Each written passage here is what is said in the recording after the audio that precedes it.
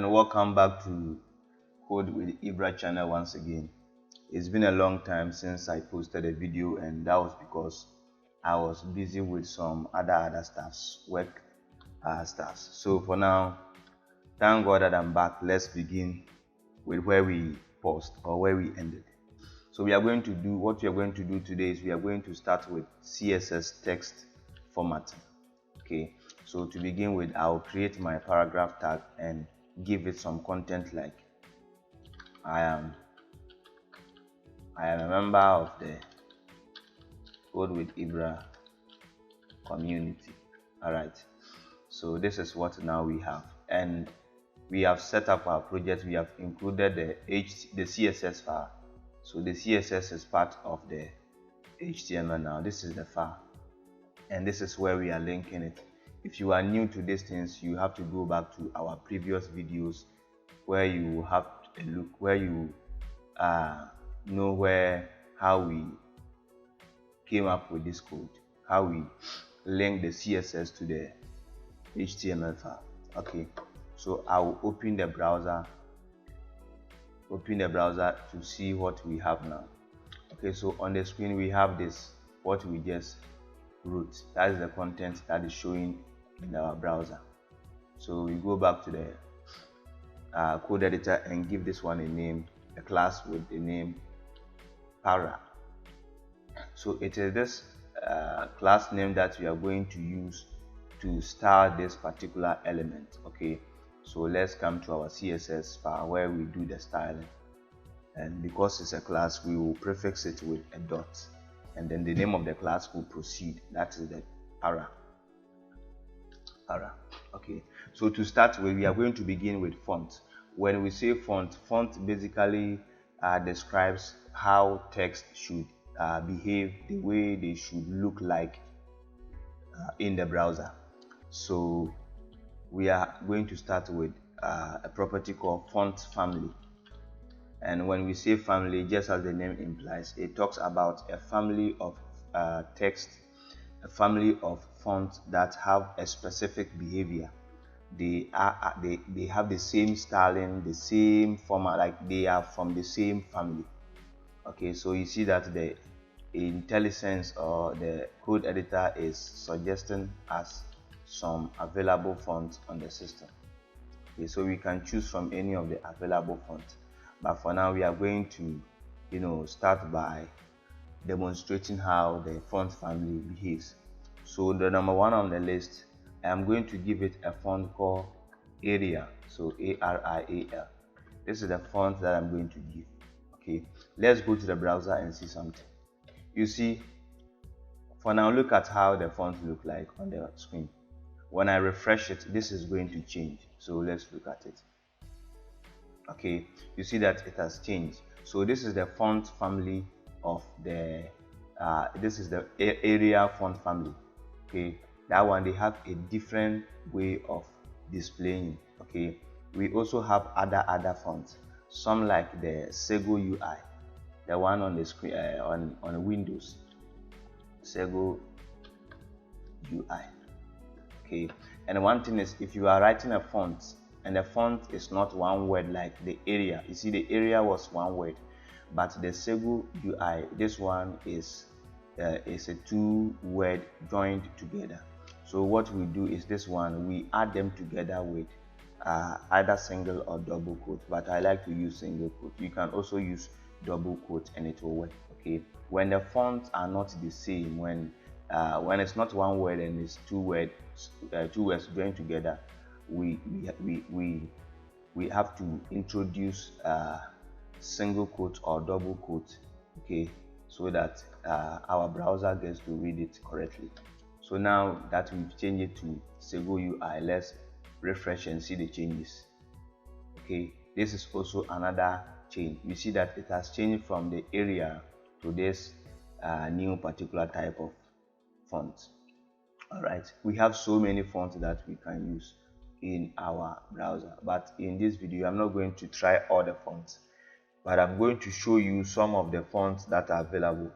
Okay, you can write it fresh like this, font family, and you see a whole lot of fonts are populated here, so you can choose from them whatever font you want to use. Okay, so let's use Times New Roman and this one, and you can see that because it's more than one word joined together, they introduce the single quote around the font name. Okay, but this one is just a single name, a single word, so that one they did not introduce the single quote around it because it's just one word. But if it's more than a word joined it together like Times New Roman, you need to introduce your single quote. Okay, so we have now changed the font family. Let us refresh and see the changes. All right, so you see the font family have changed. One thing that you have to know is we have font families. There are so many of them, but the most popular ones are the sans serif and then also the serif font. So I want you to take a look at this diagram that I have on the screen. It's the difference. These are the difference between the serif and the sans serif font. So you can see that the serif font has some stroke, has some flags at the end of the letters. Okay, you can see also from here that there are some sort of like tail, some flags, some strokes at the end of the font. These are the serif fonts, and the sans serif on the other side too. They don't have any flags, they don't have any sort of like tails at the end of the letters, unlike this one. So that's the only way you can differentiate between serif and sans serif. Okay, most of the time people believe that the serif font is more readable than the sans serif, because even in academic works people are forced to use Times New Roman as a default font for their academic writings. So, and with web development, there's no way of doing something. There's no way of doing a particular thing. Any way goes.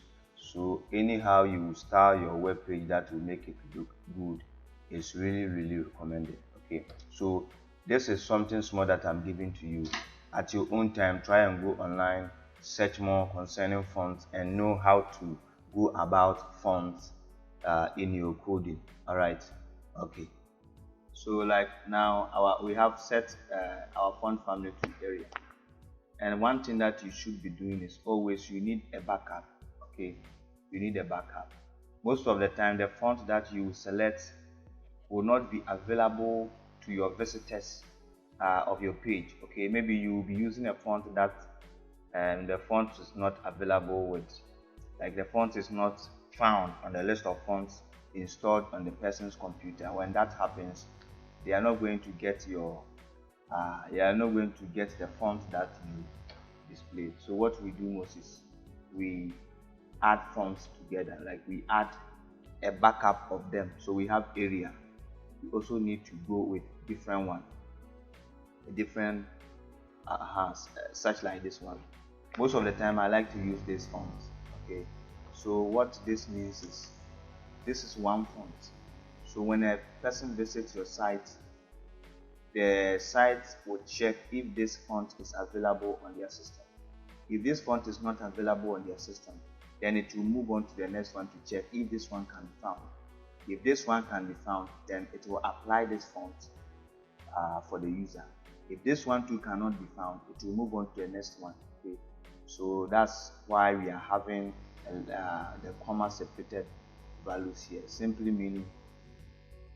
means that if the first one is not found, it will go to the second one in that order. One thing you should be doing is you have to link fonts together according to their families. Okay, it's very, very important. The family that font Segu UI is coming from, that's the same way this man is also coming from. Okay, so they are coming from the same font. And in case you are confused or you don't know which font to apply, for now you can be using, there's a particular one, this one. This is the most widely used on most browsers and most websites. Okay, this particular one is at the last one, System UI. This one will simply fetch out or take out the font that the user is using, the default font of the person's computer. That's what will be used to apply. Okay, so that one is always, this one is always available. You can use them.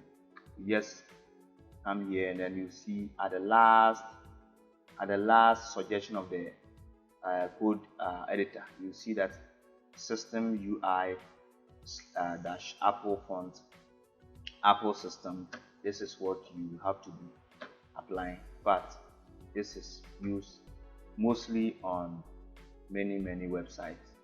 And if you don't like this one too, you can go on with your normal font. Of course, fonts like Area are available everywhere. Okay, fonts like Area are available everywhere, so you can be using any font, just any font that you want. But this one is just my recommendation, if in case you don't know where to start from. All right. So now I'll keep the font family to let me keep the font family to, let me make it only Area. Okay, that's what we'll be using for simplicity's sake and also for readability sake. I'll make it only Area. Okay, and when we refresh, we see the Area on the screen.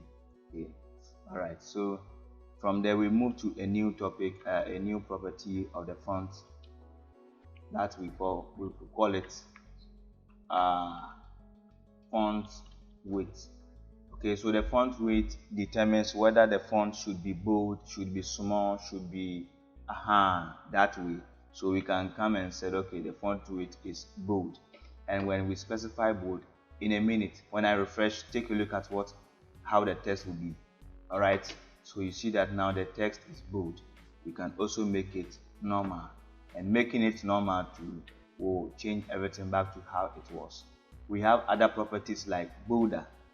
Okay, bolder will make it more bolder, to make it is more than the bold. Okay, bolder is more than the bold. And this how the font appears on the screen per the size, per the style specified by the font weight, differs from font to font. Okay, sometimes the way the font weight will look like with Area will not be the same as how it will look like on other font family, but the same concept.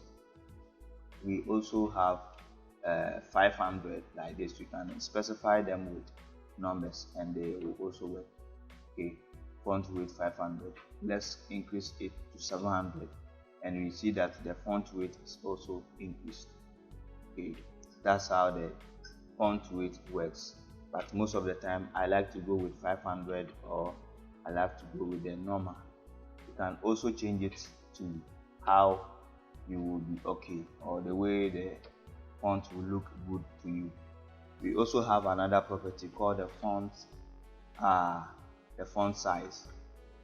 Okay, the font size, you can specify larger, medium. Okay, let's start with the large. So font style large, when we refresh, see it's a bit larger than how it was. Let's make it larger. Okay, and with a larger tool, that's the same thing we are seeing on the screen, has become larger. We can make it medium, and the medium will change it to the medium font, how it was. We can also set it to small and smaller also. So we make it small and we see it small on the screen. We can also specify it in pixels. So 20 pixels of the font size, this is how it will look like, right? It will look big on the screen. This is the 20 pixel font. You can change it to 30 pixels. This is going to be bigger. All right, so it's not even fitting the screen. Okay, it's not even fitting the screen. So that's the pixels. You can use the pixels or any other unit of measurements that are available in CSS, like the percentage and the rem and other things. So can, for instance, be like 20 rem, should be together, sorry, 25 rem, and it will be, that will be bigger also. All right, very big, so it's not even fitting the screen. So we have different unit of measurement and I like to go with the pixels when specifying, especially font sizes.